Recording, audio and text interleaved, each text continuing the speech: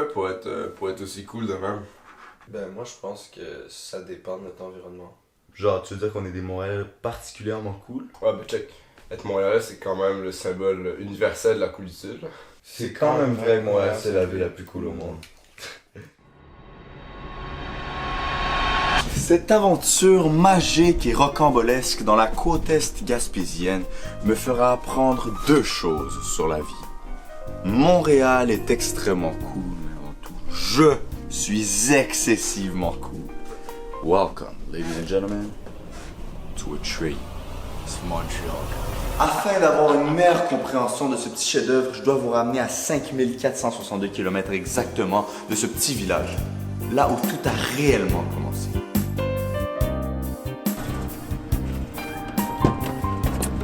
Hello everyone, my name is Atreyu. Born in Mexico, raised in Montreal, and currently living in Metro Vancouver. I don't want this to get stolen. Yo, okay. I don't know why people are famous. This is my first ever. Yo, it's your boy T! I just want to say that Charles Best is happy to welcome one of the coolest Montrealers for yet again another year of high school. Thanks, Atik, for that. Anyways, welcome to my guide on how to be the coolest Montrealer. Now, I know exactly what you're thinking. How is this goof gonna make a whole guide on how to be the coolest Montrealer when this goof literally lives a whole 5,000 kilometers away from Montreal, fam? I guess Young Chaotic is right. How can I, living in Vancouver, provide the world with the most genius guide ever? Well, ladies and gentlemen... Hey Frenchie, qu'est-ce que tu fais là parlant en anglais? Et mesdames et messieurs, c'est à cet instant même que j'ai décidé de quitter le BC, cette province wannabe californienne, pour me diriger vers le paradis sur Terre. La semaine, le cœur vide, la bouche pleine. Pendant que la vie cherche à briser ses chaînes, la mort fait des nœuds dans mes veines. Bienvenue, mesdames et messieurs, à Montréal.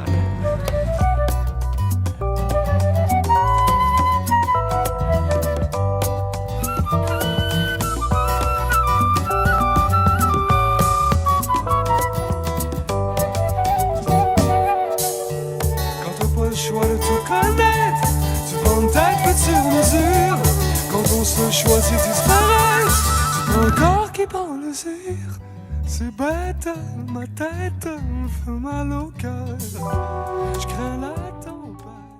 Wow. Avant de se lancer dans le vide, il faut que je fasse comprendre la simple organisation de Montréal. Montréal est évidemment une île et elle est divisée en squares. Depuis son tout début, elle est départagée entre un monde francophone et anglophone dont la frontière est la rue Saint-Laurent. Cette rue est le méridien zéro si l'on veut. À l'ouest, les anglophones et à l'est, les francophones. Au fil des années, ce ne sera plus seulement les Français et les Anglais qui seront à Montréal. Grâce à l'immigration, Montréal se démarquera en tant que ville cosmopolite, capable de nous faire voyager partout à travers le monde sans devoir prendre l'avion grâce au quartier ethnique. Le premier quartier ethnique apparaît en 1902, avec une grande population cantonaise installée entre les rues Clark et Chenery.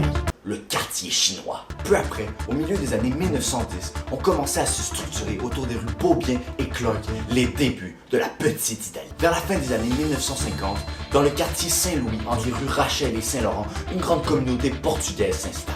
Le quartier portugais voit le jour. La communauté grecque, quant à elle, s'installe dans Parc Extension, où on voit naître un véritable village grec. Dernièrement, les commerces maghrébins viennent en grand nombre. C'est autour des rues Jean Talon, Saint-Michel et Pineuf que s'installe le petit Maghreb.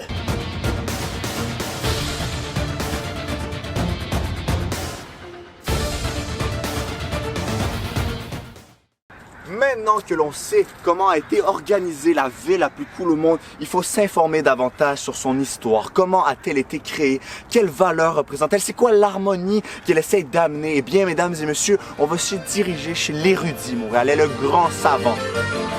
Suivez-nous.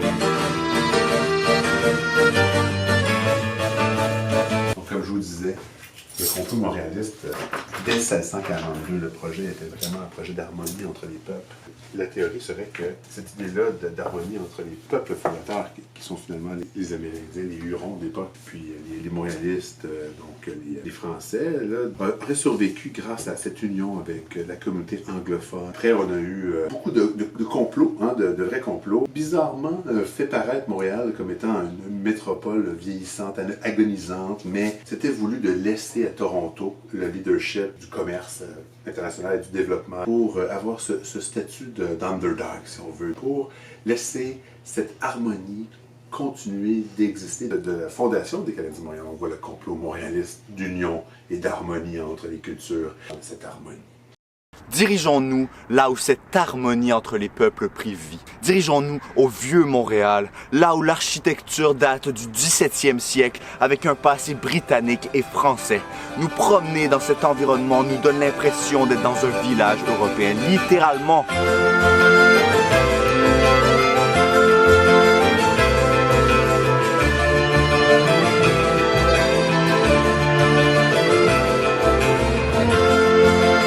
Bonjour à tous, on est dans le vieux port de Montréal et il y a beaucoup d'activités amusantes. Ici, comme vous pouvez voir, il y a la grande roue ici. Elle fait en effet 60 mètres de haut. C'est la plus grande roue au Canada. Le vieux port de Montréal est rempli d'activités très agréables que vous pouvez venir faire en famille. Nous poursuivons cette ascendance historique et partons à la rencontre de ce géant qui sème la terreur sur la ville du haut de ses 233 mètres. Le Montréal.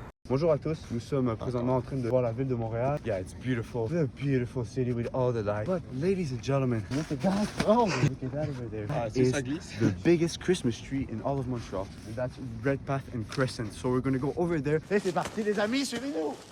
Bonjour à tous. On est présentement, après quelques heures de souffrance, mais de good living et de coolness, on est rendu à l'arbre le plus grand de Montréal. Et venez avec moi, suivez-moi. Il y a Père Noël qui vous dit bonjour. Bonjour Père Noël, est-ce que je pourrais un like et un abonnement pour Noël, s'il vous plaît? Un bon petit feu. Oh putain de merde.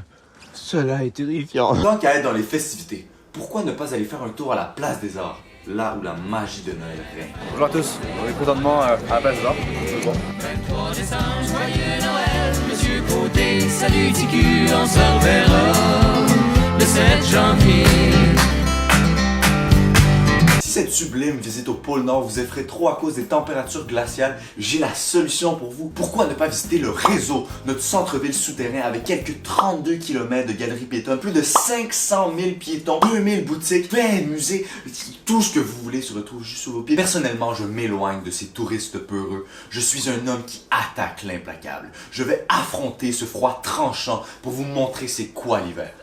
L'hiver montréalais. L'hiver pour de vrai.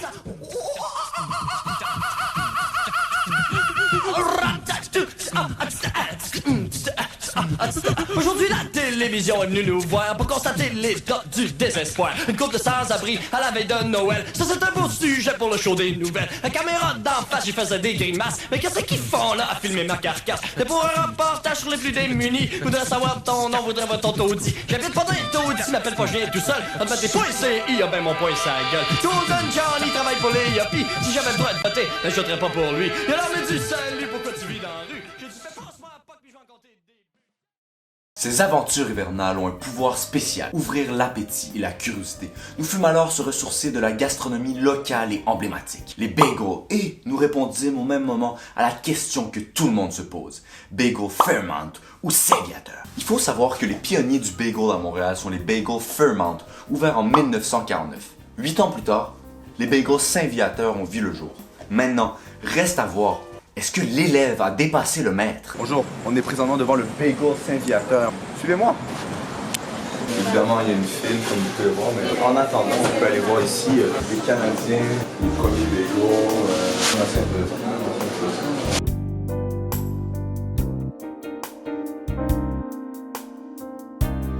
Bagel Saint-Viateur. Let's taste it. Faut tester les autres avant de petit jugement, mais chaud et frais. Ok, on est présentement devant le Fairmount Bagel. Comme vous pouvez voir, la file est un petit peu plus grande.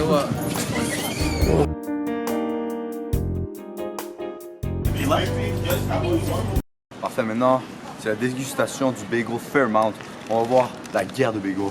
Qui va gagner? Pour de vrai, j'ai pris Ike. C'est pas bon. Drôlement, cette semi-victoire du bagel Saint-Viateur en raison du manque d'assiduité lors du testage m'amène à m'intéresser fortement à l'art québécois, l'art montréalais précisément. Donc allons visiter le musée le plus contingenté de Montréal, le musée le plus ancien, avec le plus de savoir, le musée de collection de Mathéo Anger. En chemin, nous allons pouvoir apprécier les nombreux arts muraux que nous présente Montréal.